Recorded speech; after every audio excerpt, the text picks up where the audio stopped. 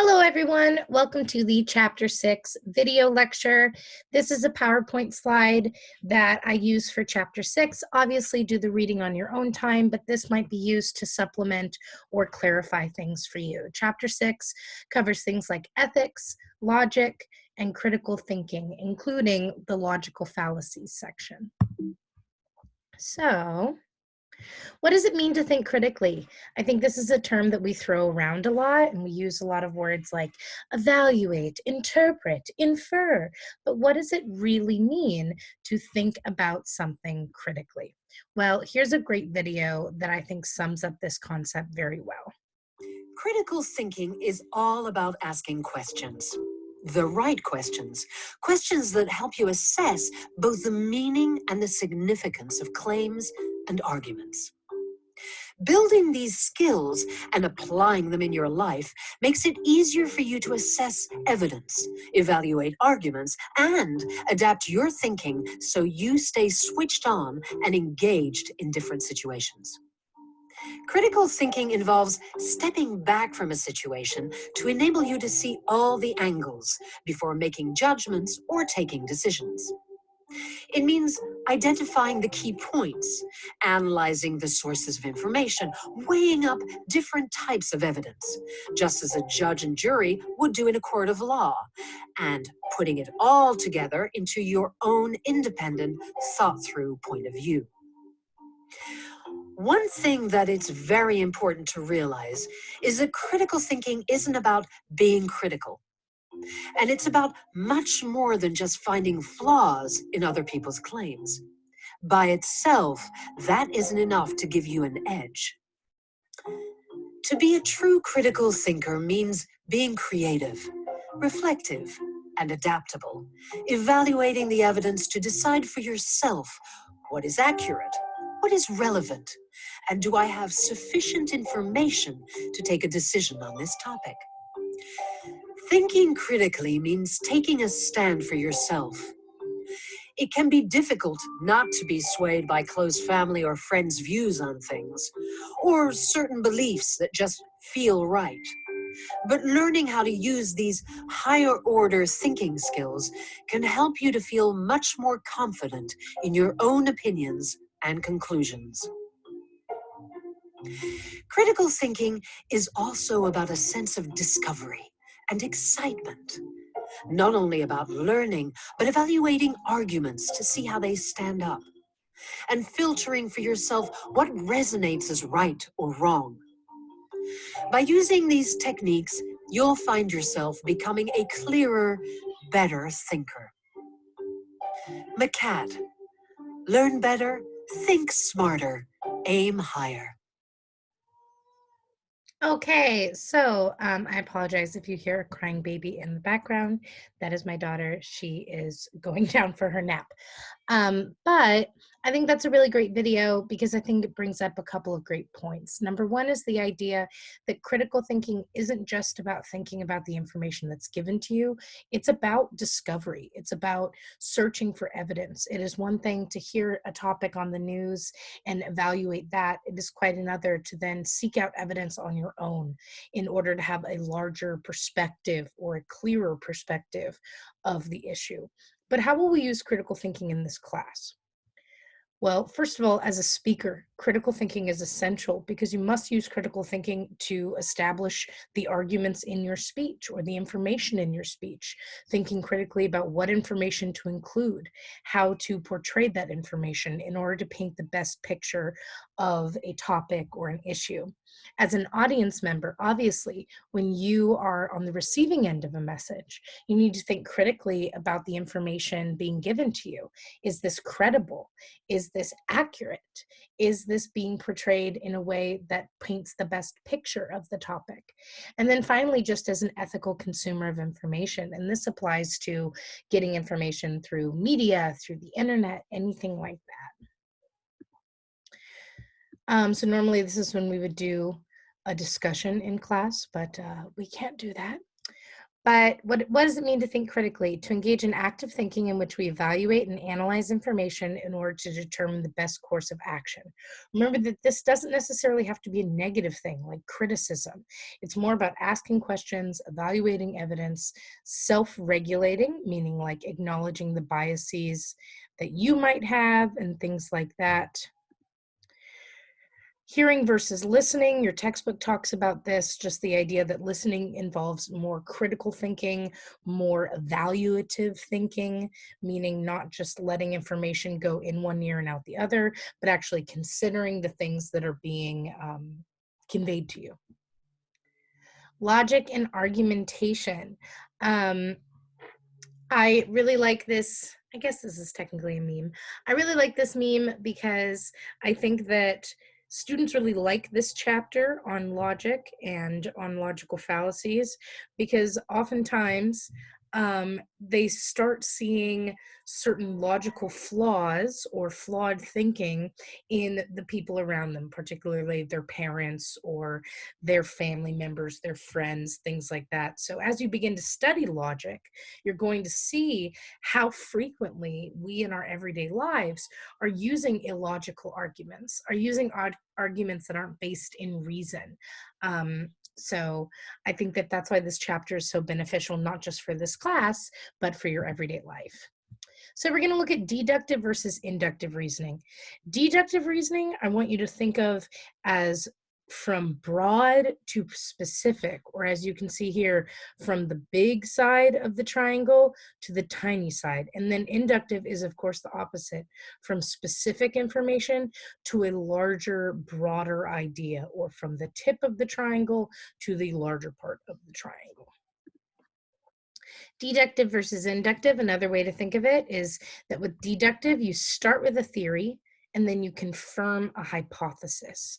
Whereas with inductive, you start with data and then you create a conclusion or a theory.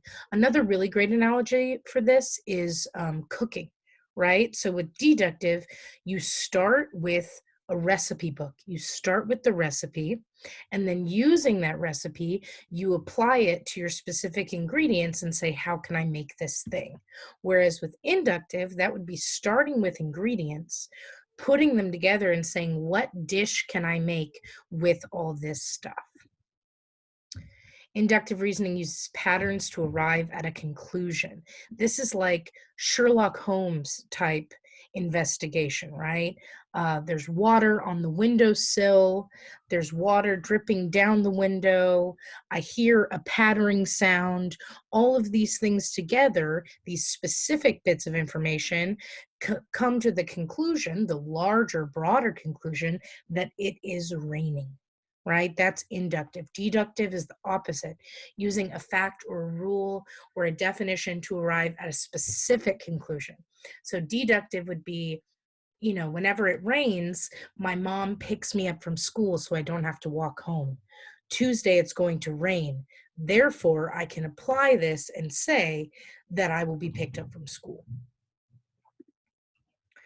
All trees have trunks. Eucalyptus is a tree. Therefore, all eucalyptus have trunks. So this is obviously deductive because it's a larger rule than applied to a specific case, which is the eucalyptus.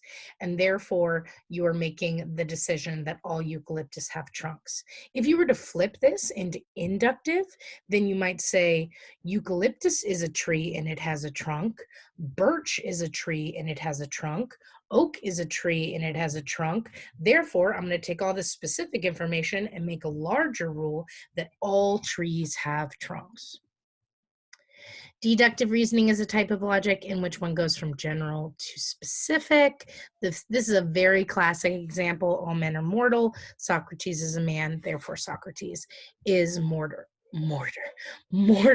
And that is an example of a syllogism, okay? That's a very fancy word for a three-part argument equation, if you will, in which there's a major premise, which is the larger rule. That's what makes it deductive. The minor premise, which is the specific instance that you are applying that large rule to, and then finally the conclusion. The bank safe was robbed last night. Whoever robbed the safe knew the safe's combination. Only two people know the safe's combination, Lefty and Bugsy. Bugsy needed money to pay his gambling debts. Bugsy was seen sneaking around outside the bank last night.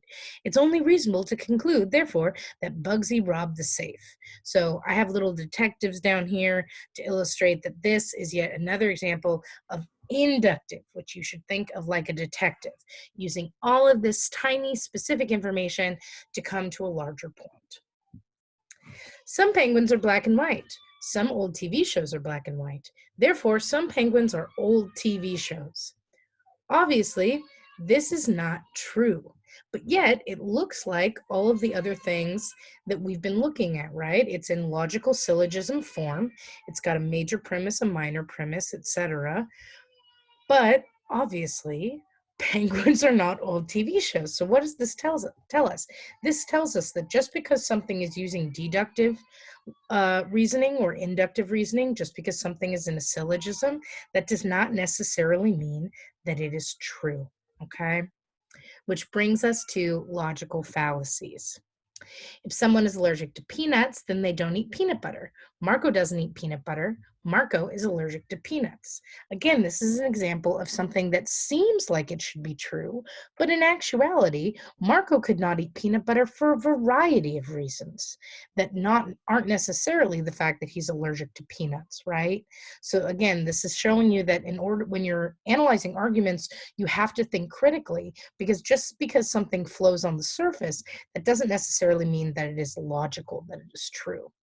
Another example, a feather is light. What is light cannot be dark. Therefore, a feather cannot be dark. Obviously, this is not true, but it reads like it is, right? Which is why we have to think critically. Most people aren't vegan. How could the majority of people be wrong? Veganism isn't right. Again, so, understanding fallacies. All of what we just went through are logical fallacies. A fallacy is a flaw or an error in reasoning. The faulty reasoning causes the argument to be invalid. Why study fallacies? Because they are everywhere. Watch any presidential debate. Every candidate is going to use at least one. Have an argument with your family, with your friends. I guarantee you, you yourself and other people will use at least one.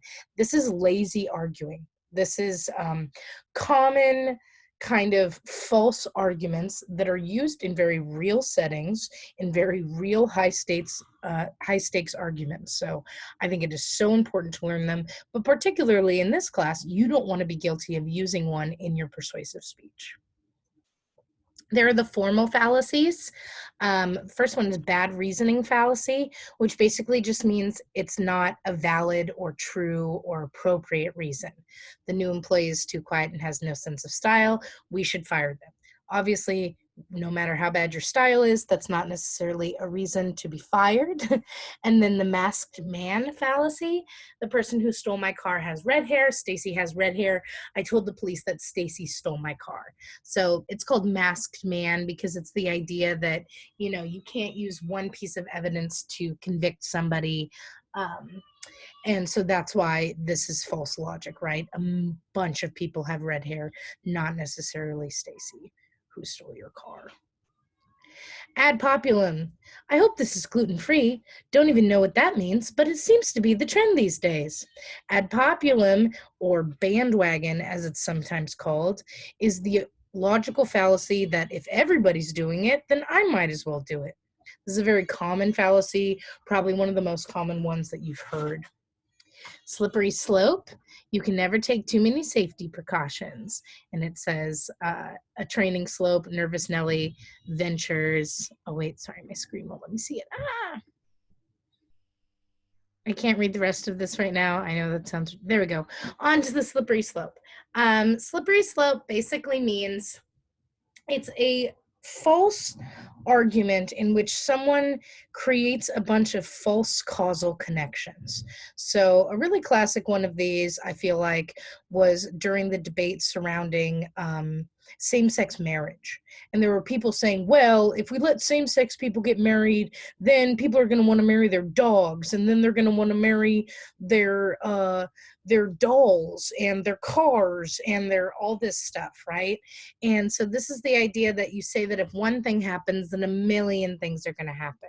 Or if we give people free healthcare, then they're going to expect free food and free housing and free this and free that. So therefore, we shouldn't give them free healthcare.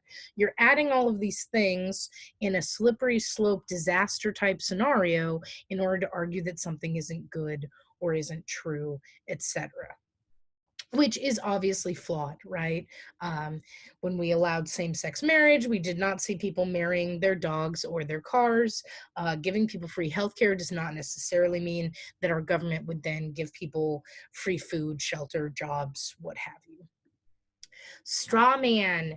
This is an argument in which you falsely characterize your opponent's argument. So if you see this cartoon here, it says, stop editing my remarks to make it look like I hate business.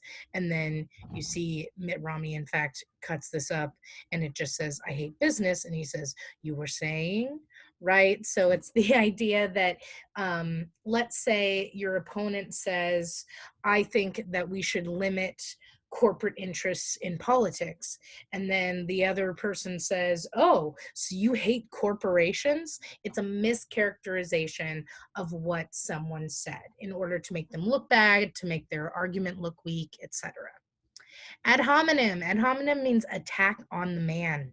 All this means is saying, well, your argument's false because your haircut looks bad, or because you're not smart, or because you got D's and C's in college. It's a non-related attack in order to discredit someone's argument. This cartoon says that can't be true because you're an idiot. False dichotomy. This is giving people a false choice.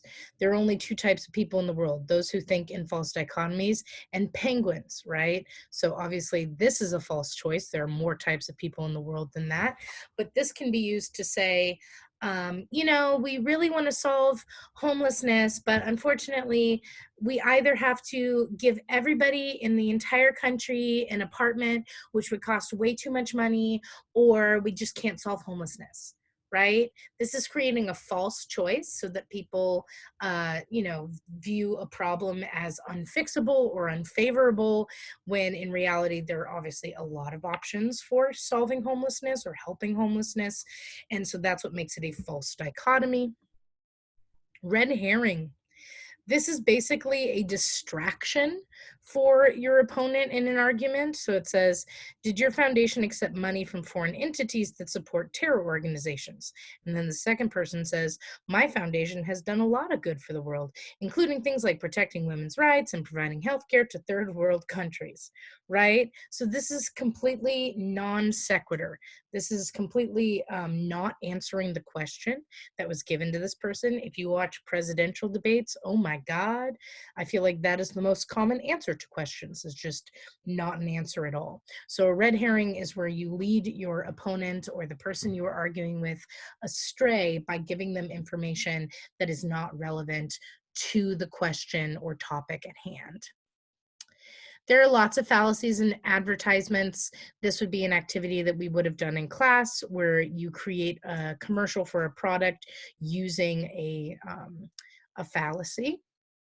So these are just some of the fallacies that we went over. I would say these are the most important ones to know for building your persuasive speech. So make sure that you bone up on these, and these would be good ones to discuss in the discussion board assignment that is for this chapter. You go on the discussion board, you tell everyone your topic and a fallacy that you think is affecting your topic, right? Or, my topic is climate change, and a lot of people use slippery slope when talking about climate change, saying that if we get rid of plastic water bottles, then we're going to get rid of all plastic, and then everyone's going to have metal stuff, and it's super expensive, right? Obviously, those are false correlations. Just because we get rid of plastic water bottles, that doesn't mean that we're going to make plastic illegal.